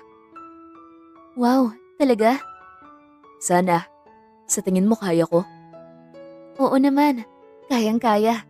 Anong pwede kong itulong? Pwede bang manatili ka lang sa tabi ko? Kahit nagiging mahina ako. Kahit parang wala nang patutunguhan. Ang dali naman. Wala bang mahirap-hirap? Nagkatitigan sila saglit at nagtawanan. Tara na sa barangay hall. Yaya ni Lawrence. Okay. Pagkagaling sa barangay hall, ay umuwi sila sa kubo at masayang nagsalo ang pamilya ni Ara kasama si Lawrence. Naganap ng winelcome sa kanilang pamilya. Di ka pa ba matutulog? Tanong ni Ara nang matapos sa pagbabantay ng suman. Inaaral ko pa tong mapa ng baryo nyo para madali na lamang bukas. Magsisimula ka na agad bukas? Wala akong oras na pwedeng sayangin. Mag-isa ka lang ba? Usisa ni Ara at naupo sa tabi ni Lawrence. Nag-iwan na ako ng email sa mga kasamahan ko sa opisina. Aasa na lang ako na sana piliin nila ako at mga saglit kong naibigay sa kanilang pamumuno. Pipiliin ka nila dahil mabuti kang tao. Sa mundong ito, pinatunayan mo sa akin na may pipili at pipili sa atin, ano man ang kalagayan sa buhay. Matulog na tayo at ako ang bahala sa inyo bukas. Ako ang magiging mapa nyo. Kinabukasan ay nagising si Ara sa kaingayan na naman ng mga kabarangay nila at ang sunod-sunod na pagdating ng mga kotse. Dali-dali siyang lumabas at ganun na lamang ang saya sa mukha ni Lawrence nang magtama ang mga tingin nila. Dumating sila, sabi nito nang tumigil siya sa tabi nito. Sabi sa'yo isa-isang nagbabaan ang mga nagsisigwapuhang mga lalaki. 10 ang saktong bilang ng mga lalaking naroon na may kani-kaniyang kasintahan na kasama. Nakipagkamay ang mga ito kay Lawrence at kani-kaniya ang mga bati sa ganda ng lugar at sa ganda ni Ara. Pasensya na, akin na siya. Matapang na pahayag ni Lawrence. Wala namang lalaban, sabi nung isa. So, anong pagkain? Ang gutom na para makapagsimula na tayo ng bagong kumpanya. Nagsalo-salo sila sa isang simpleng umagahan at di nga naglaon ay inililibot na ni Ara ang mga ito sa kanilang baryo para mismong makita ang mga kabahayanan na nangangailangan ng kuryente. Habang ginagabayan ang mga ito ay di mapigilan ni Ara na humanga sa dedikasyon at katalinuhang pinapamalas ni Lawrence. Lumipas ang mga araw, natutok si Lawrence sa pagpaplano pero di kinaliligtaan na ihatid si Ara at Boching sa school. Nabalitaan na lang ni Ara na nag-early OJT si Zian sa luwasan. Malungkot man para kay Ara na naging ganun ang sitwasyon nila ni Zian ay tinanggap na lamang niya dahil mas magiging madali ang paghilom ng isa't isa kung di muna nila makikita ang isa't isa. Sa hapon, pagkakasundo ni Lawrence, hagya na sila makapag-usap pero humahanap naman ito ng kahit 1 oras sa gabi na makipag-usap kay Ara ng tungkol sa mga bagay-bagay o tumutulong sa mga assignment. Bakasyon na at abala si Ara na mag-isip ng kung anong ereregalo kay Lawrence sa darating na Pasko, gayong wala naman siyang pera, pambili ng mga mamahaling mga bagay. Anong ginagawa mo? Napakilig ang katawan ni Ara sa gulat habang nagtatago sa kwarto nang biglang sumulpot si Lawrence. Ilang araw na lamang bago ang Pasko. Wala na ring pasok sina Ara sa paaralan. Wala, wala. Dali-daling tinago ni Ara ang ginagawa at namumulang humakbang palabas sana ng kwarto. Hinapit naman ni Lawrence ang kanyang bewang at marahang iniatras pabalik sa loob. Kanina pa kita hinahanap, andito ka lang pala. Bitaw, Lawrence. Ayaw, ano nga yun? Lawrence, isa. Pulang-pula na lalo si Ara habang inaalis ang kamay nito sa bewang niya. Ano yun? Wala nga. Mas napahigpit ang pagkakahawak nito sa bewang niya. Dahilan para mas magkalapit sila. Parang nauubos ang hininga ni Ara habang nakatingala at nakatitig sa nakakatunaw ng mga titig ni Lawrence. Wala raw eh. Pawis na pawis ka na oh. Dito ka pa nagtatago. Pinahid nito ang pawis niya. Bakit ba? Ang kulit naman. Naiiyak na sa hiya na sabi ni Ara. Sorry, hindi na. Inalis ni Lawrence ang braso nito sa bewang niya. At tumakbo naman si Ara paalis. Pero ang di inaasahan ni Ara ay ang madatnan sa labas si Zian. Ara, pwede bang mag-usap tayo? Sumamo nito.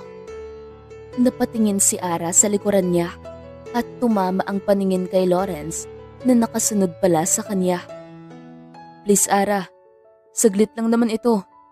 Tinanggap ni Ara ang helmet na inaabot nito at umangkas ng motor hanggang sa makaikot ang motor ay di binibitawan ni Lawrence ang tingin sa kanya. Sa tabing dagat sila nagtungo, lulan ng motor ni Zian. Marahan siyang inalalayan nito pababa at naglakad si Zian sa isa sa mga bangka na pagmamay-ari nito. Sumunod naman si Ara at ganun na lamang ang gulat na may ayos ang bangka na para bang isang simpleng date setup. Anong meron? Tanong agad ni Ara. Maupo ka na dito. Naupo siya sa tabi nito. Anong sasabihin mo? Magsimula ka na. Pwede bang kumain muna tayo? Inabot rin ako ng kung anong oras. Maisaayos lang ang mga ito. Zian. Pakiusap Ara. Pumayag na rin si Ara at agad na kumuha ng piniritong pakpak ng manok saka french fries. Yan pa rin talaga ang paborito mo? Sabi ni Zian. Hindi naman basta-basta nagbabago ang gusto ko. Alam mo yun. Kung gayon, may pag-asa pa bang gusto mo pa rin ako? Natigil sa pagkain si Ara. Gusto pa rin kita. Ayan, nasabi ko na. Pero Zian, iba ang saya na dulot sa akin ni Lawrence. Di ba kita napasaya? Napasaya mo ko. Sobra-sobra pa. Pero habang nakakasama ko si Lawrence, ang dami kong napagtanto sa taong yun. Baka nga hindi tayo. Dahil kung totoo ang nararamdaman natin, magiging tapat sana tayo una pa lang. Pero pinili nating itago at itanggi hanggat maaari. Si Lawrence, iba siya. Wala siyang sinasayang na pagkakataon. Sumusugal na para bang wala nang bukas. Zian, buong buhay ko, ipagpapasalamat ko na naging kaibigan kita, na nagustuhan kita, pati na rin ang walang sawang pag-aalaga at pagsuporta sa akin. Pero nagawa ko ng tanggapin na kaya mo lang naman nagawa yun ay pakiramdam mo responsibilidad mo ako. Di dahil totoong gusto mo lang na ibigay ang mga yun sa akin. Ara, hindi totoo yan. Ginawa ko lahat ng mga yun dahil mahal kita. Eh bakit di mo agad sinabi? Dahil sabi mo hindi ka pa handa. Hindi ka naaawa sa akin? Hindi ito nakasagot. Siya, sige na. Mauuna na ako, Z. Sana magkaibigan pa rin tayo. Sumamo ni Ara. Makakatanggi ba ako sa'yo? Kahit kaibigan lang talaga. Huwag kang tuluyang mawala. Merry Christmas. Babati na ako baka ito ang unang Pasko na di tayo magkasama. Salamat, Z. Pinili na lang ni Ara na maglakad pabalik sa kanilang kubo. Agad na sumalubong si Lawrence at niyakap siya. Siya pa rin ba? Malungkot ang boses nito. Ano ka ba? Nag-usap lang kami ng maayos. May mga pangako ako sa'yo, di ba? At naghihintay ka. Tara nang magtrabaho. May mga pangarap pa tayong tutuparin. Magkasama. Mabilis na lumipas ang araw na abala sina Ara at Lawrence sa pagsagawa ng planong pagpapakuryente sa baryo. Napagkasunduan ng grupo ni Lawrence na imbis na gumawa ng kumpanya ay gawin na lamang nilang mission ito sa mga baryong nangangailangan ng kuryente at i-post sa online ang ginagawa nila.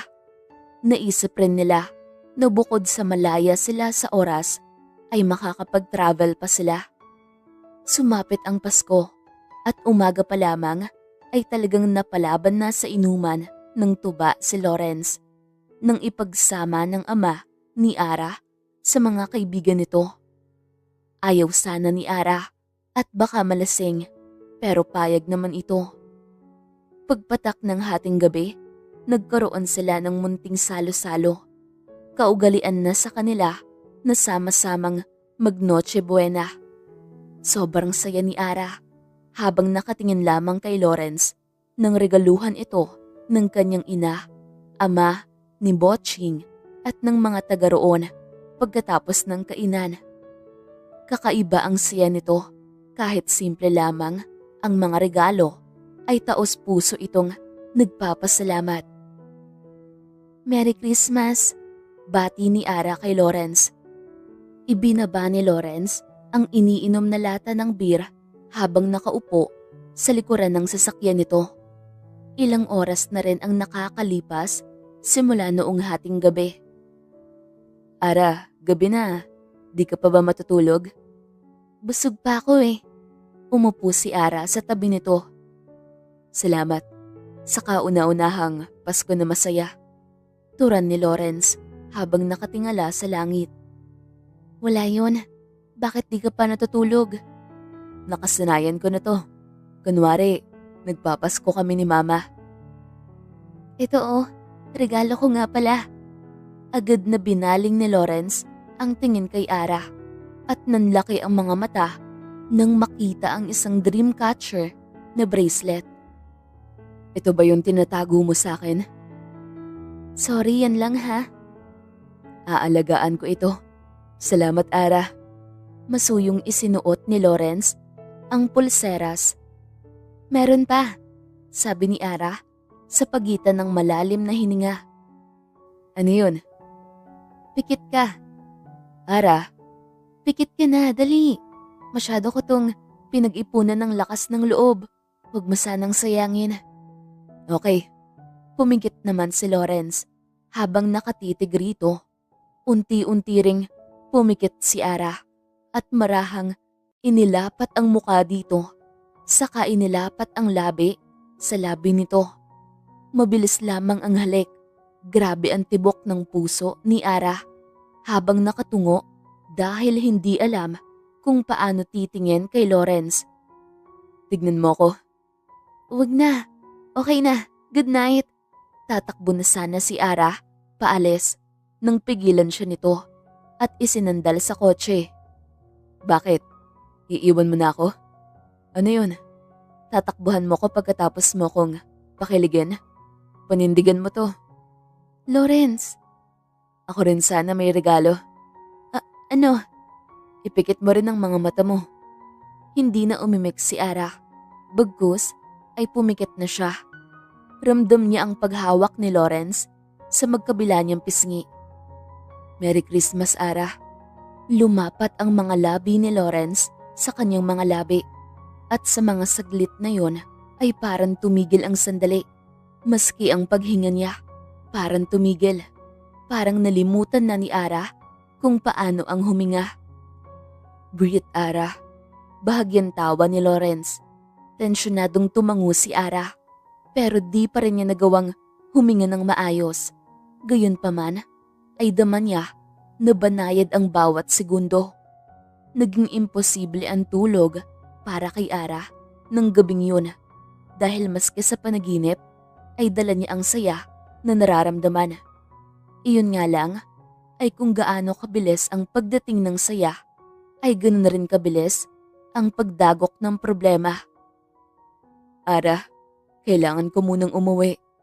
Parang pupunit ang puso ni Ara kinabukasan dahil sa narinig. Bakit? May problema ba? Si Papa, siniraan niya ako sa mga investors na nakausap namin. Baka hindi matuloy ang pagpapakuryente dito sa baryo nyo pag nagkataon. Kailan ang alis mo? Ngayon rin. Kailangan ko na agad masolusyonan ito. Malaking problema ito. Sige, mag-iingat ka. Aayusan ko lamang ito at babalik rin ako agad, sabi ni Lawrence. Nay, Tay, uuna na muna ako. Nagpaalam ito at madaling nagbiyahe paalis.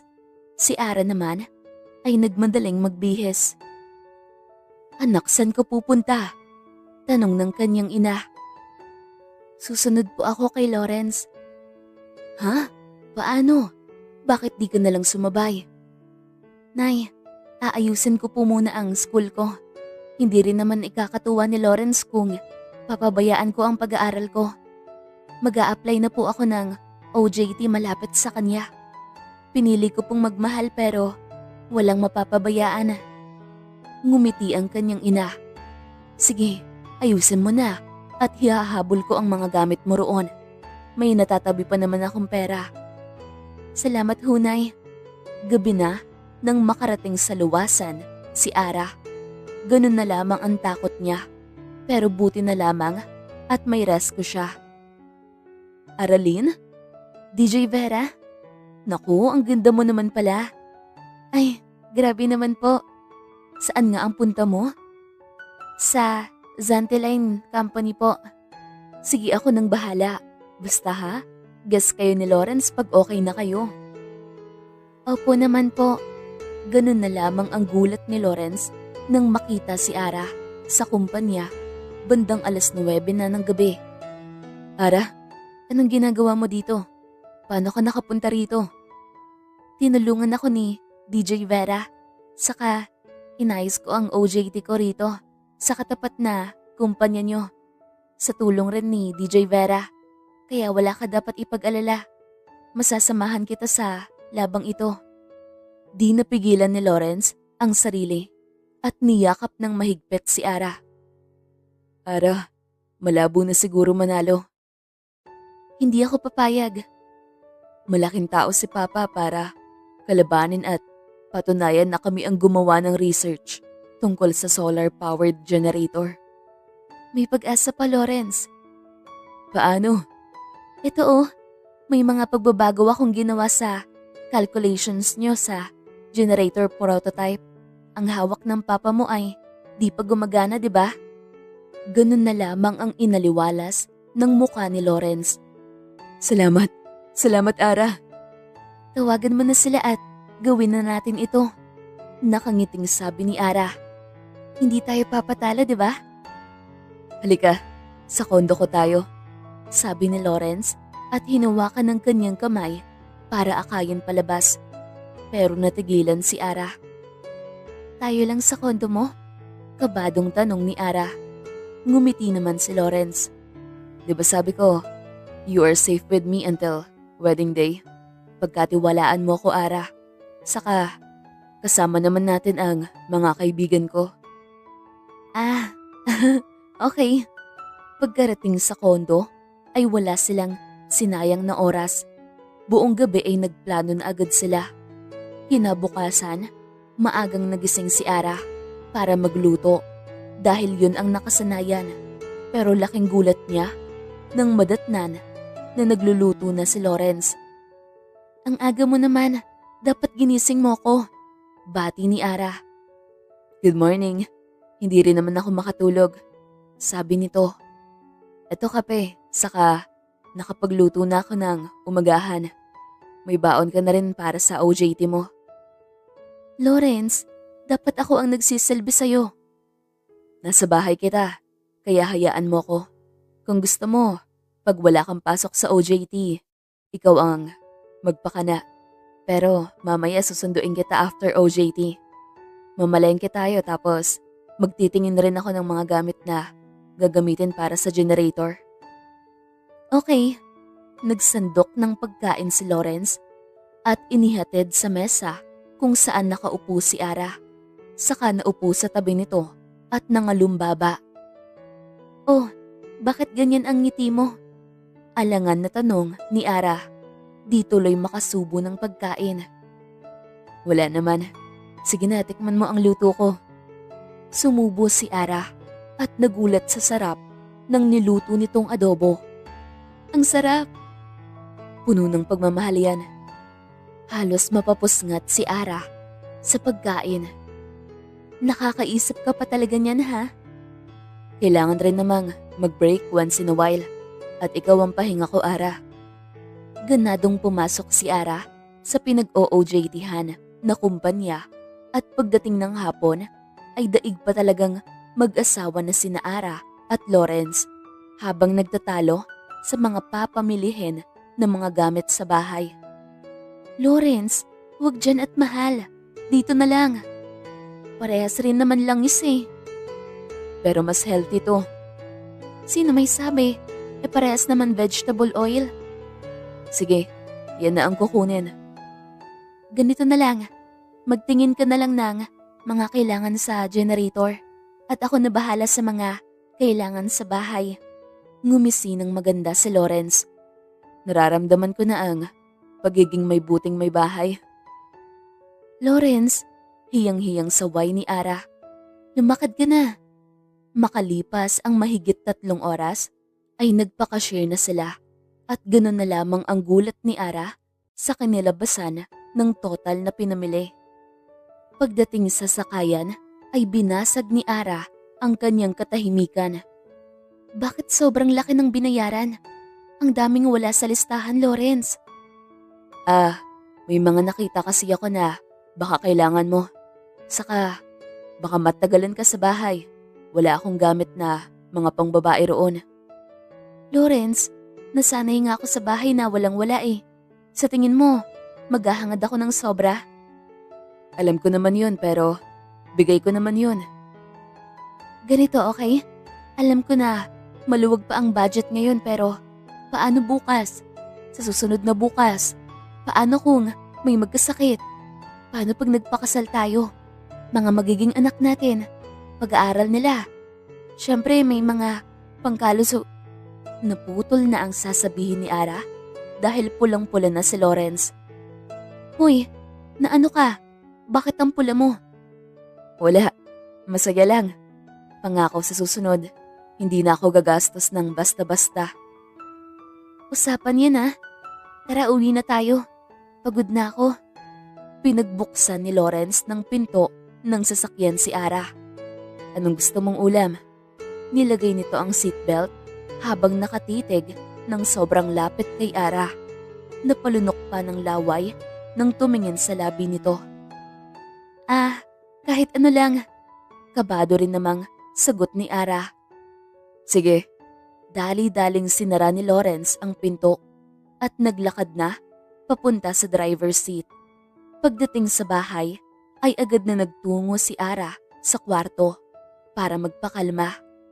Nang makapagpalit at kalmado na, ay lumabas na rin siya sa kwarto para tumulong sa pag-aayos ng mga pinamili. Laking gulat niya na may cellphone roon at ilang mga gamit pambabae. Hindi mo na ako dapat binili ng cellphone. Para sa emergency. Nga pala, kailan ka magre-review? Biglang tanong ni Lawrence para lang mawala ang ilangan. Magsisimula na ako. Hindi na ako magre-review center. Tsatsagaan ko na to. Wala kaming pambayad eh. Mahina ang boses na sabi ni Ara. Sa totoo lang, kaya naman mag-self-review. Andito naman ako at mga kaibigan ko para kung may tanong ka, libre ka naming turuan. Salamat. Walang anuman. Ganito, magplano ka na sa mga re-reviewin mo. Tawagin na lang kita kapag kakain. Okay lang ba? Okay lang. Bandang 7:00 na nang katukin ni Lawrence si Ara sa kwarto at nang di sumagot ay binuksan nito ang pinto. Nakatulog na pala si Ara sa pag-aaral. Lumapit si Lawrence kay Ara at nakangiting hinawi ang buhok na nakatabon sa muka. "Hala, nakatulog na ako," sabi ni Ara nang malipungatan. "Good evening, kakain na tayo." "Ah, ganun ba? Pero pwede bang tanungin sa'yo tong isang problem na di ko masagutan?" "Sige, ano ba yon?" "Ito oh." Tumabi si Lawrence kay Ara at inabot na sila ng kung anong oras sa pag-aaral. "Nga pala, sa'yo na muna tong isa kong tablet para mas madali ang pag-aaral. Pwede ka ditong magsulat para siguradong di mawawala ang notes mo." "Salamat pero di ako marunong gumamit nito. Kaya naman, sa papel okay na ako dun ha," sabi ni Ara. Saka wala sa sariling pinahid ang pawis na umaagos sa noo ni Lawrence. Napalunok ng laway si Lawrence habang nakatitig kay Ara. Agad itong tumayo at naglakad pa atras. "Tara, kain na tayo. Maaga pa ang pasok mo bukas." "Ah, oo nga pala. Napasarap na ang aral." Kinabukasan ay tahimik lamang ang dalawa nang ihatid si Ara ni Lawrence. "Sige, kita na lang tayo mamaya," sabi ni Ara nang inaalis na ang seatbelt. "Ara, wag mo sanang iisipin na lumalayo ako sa iyo simula noong Pasko. Pinipigilan ko lamang ang sarili ko. Sana maunawaan mo na mahirap. Mahirap gawin pero hindi mo kailangang matakot. Mahal kita at may respeto ako sa iyo." Hinalikan ni Ara si Lawrence sa pisngi. "Alam ko at malaking pasasalamat ko doon. Tiwala ako na maghihintay ka." "Isa pa," hirit ni Lawrence bigla at hinalikan sa pisngi si Ara. Lumipas ang mga araw at mga buwan habang nag-aaral si Ara para sa kukunin na board exam at si Lawrence naman ay diretso na sa paggawa ng generator. Sa wakas, napagtagumpayan na nilang pagganahin ito sa tulong na rin ng mga kaibigan ni Lawrence na naging kaibigan na rin ni Ara. "Nagawa natin!" Nakangiting sabi ni Lawrence. Ngumiti naman si Ara pabalik. Sobrang saya rin niya kahit matiim na sinisipat ang nagbagong itsura ni Lawrence. Pumayat ito at nagkabigote. Malalaki rin ang mga eyebags at sobrang lago ng buhok. "Alam kong kaya mo. Siya, magluluto lang ako ha. Pagkatapos, pwede ba kitang gupitan at ahitan?" "Hindi, ako na." "Hayaan mo na ako, please. I-reserve mo na ang lakas mo para sa paghaharap niyo bukas sa kumpanya ng iyong ama." "Pero 'di ba, board exam mo rin bukas. Ikaw dapat ang mas magpahinga." "Ikaw ang pahinga ko, Lawrence." Di naman nakaimik si Lawrence. Kaya pagkatapos na kumain, ay pinaupo ni Ara si Lawrence sa sofa at saglit na nagpunta sa banyo. Paglabas, ay dala na niya ang shave at cream, saka gunting na rin. Tahimik lamang silang dalawa habang nakatuon si Ara sa pag-aahit at paggugupit. Nakatitig lamang sa kanya si Lawrence. "Napakaganda mo talaga, Ara." "Ay, huwag ka magulo." Ngumisi si Lawrence at kiniliti si Ara. "Lawrence, tama na isa." "Dalawa." Banat nito na tawang-tawa. Tumakbo na si Ara at naghabulan silang dalawa na parang mga bata. Kinabukasan, sabay na lumabas sa kani-kanilang kwarto sina Ara at Lawrence. Parehas ng bihis at handa na humarap sa kani-kaniyang laban. "Good luck sa atin," sabi ni Ara nang ayusin ang necktie ni Lawrence.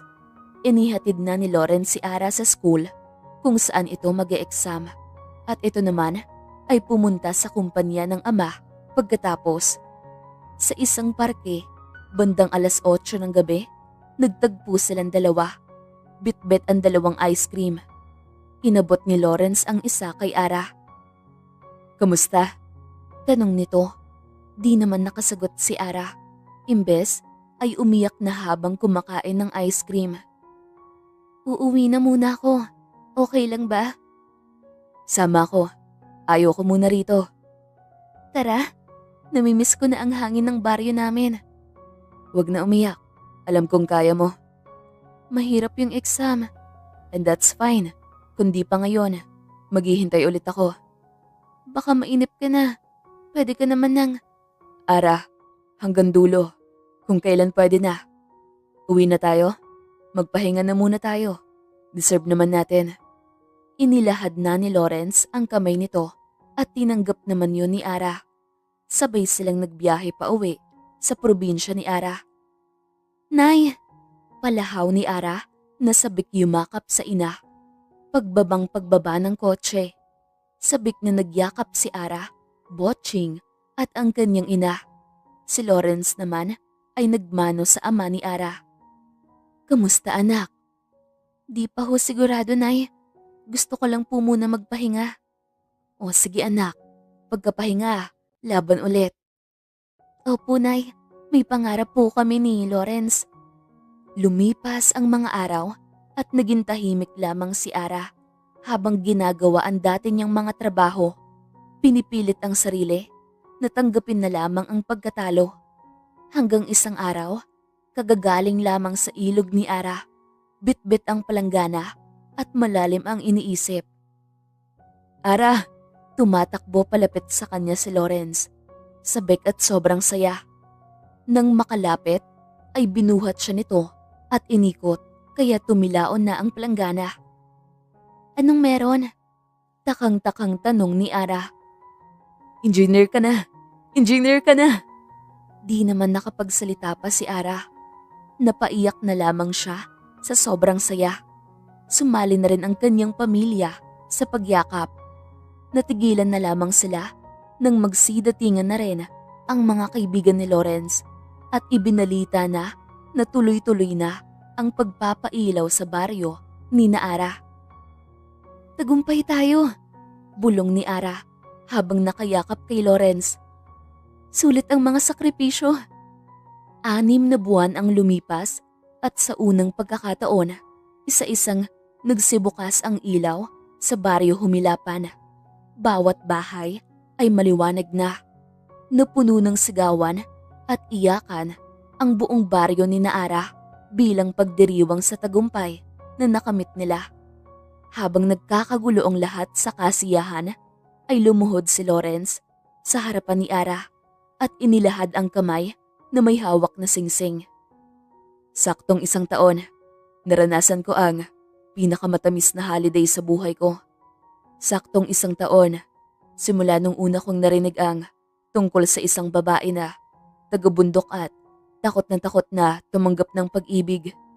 Ngayon, sana handa ka na. Sana pwede na. Aralyn Lavero, sa pangalawang pagkakataon, papakasal ka na ba sa akin?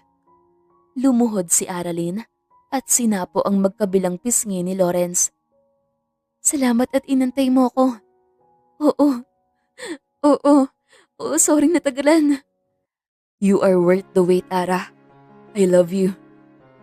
Mahal na mahal rin kita, Lawrence. Sa'yo, panatag ang aking puso. Sa saliw ng masayang tugtog, kumukuti-kutitap ng mga ilaw, sumayaw silang dalawa, magkayakap at panatag ang mga puso. Handa nang harapin ang bagong yugto ng kanilang mga buhay.